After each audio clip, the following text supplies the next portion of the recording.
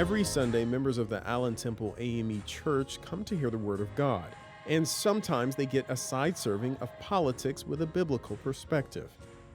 What is Easter for the underserved, underrepresented, and underappreciated in these times of 45? Noticeable is the lack of young people in the pews.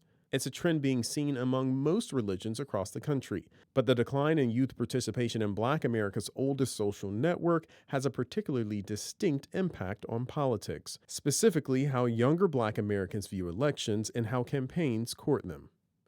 In times gone by, for Black Americans, the church was the place that we were able to come and have the freedom to voice.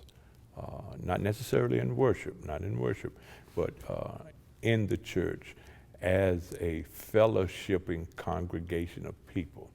We were able to come and talk about our troubles, to talk about our woes. Reverend James Speed has preached at Allen Temple AME Church in Greenville, South Carolina for the past 11 years. He says he doesn't tell his members how to vote, but rather to participate in the electoral process. That sense of community is why politicians for decades have been coming to churches like this to court likely voters. Allen Temple and the community center next door have already hosted a handful of presidential candidates this year in a state where a majority of Democratic primary voters are Black. But candidates are realizing these efforts alone risk only furthering the generational divide between young and older Black voters. Overall, younger African Americans are less likely to be affiliated with Black churches and are also not as religious compared to older generations, a trend that seems to be growing.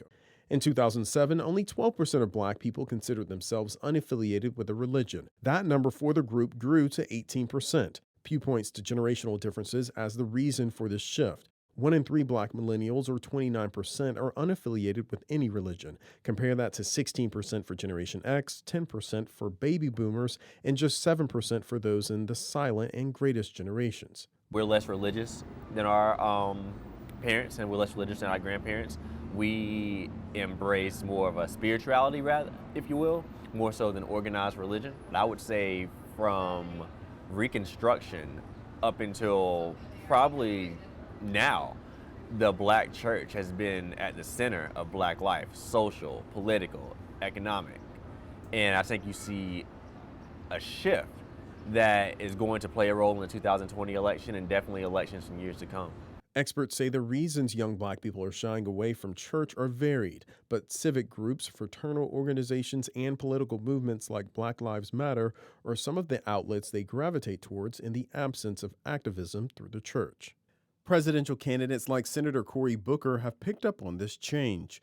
Booker says his campaign works with churches, and he's also ramping up outreach efforts to attract young voters.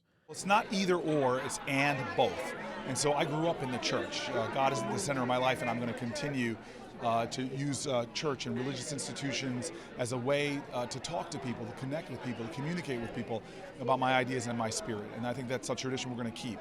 But also young voters, you have to master social media. You have to talk on the radio stations they listen to and really honor them and see them for who they are, the strength of our communities, the future of our communities. Appearances on radio shows like The Breakfast Club and a push to hire diverse staff are some of the ways other candidates are appealing to this core group of voters. Party leaders in the state also expect presidential hopefuls to reach out to Black Greek organizations and heavily campaign on the campuses of historically Black colleges. You have to go to the barbershops and to the beauty salons and to the nightclubs, even to the community centers, to the malls, to the concerts. You have to go where the young folks are, because for good or for ill, it's not the church anymore. And even though young people may not be as active as they once were in the church, Reverend Speed is still hoping to tap into their passion by engaging them, building on past traditions that elevated the concerns of African Americans on a national scale. It's incumbent for us as a church and for the younger generation to find a way to come together. We need each other. The young folk have the energy. They have the strength. We have the wisdom. And you put the strength and the energy and the wisdom together, we can do great things.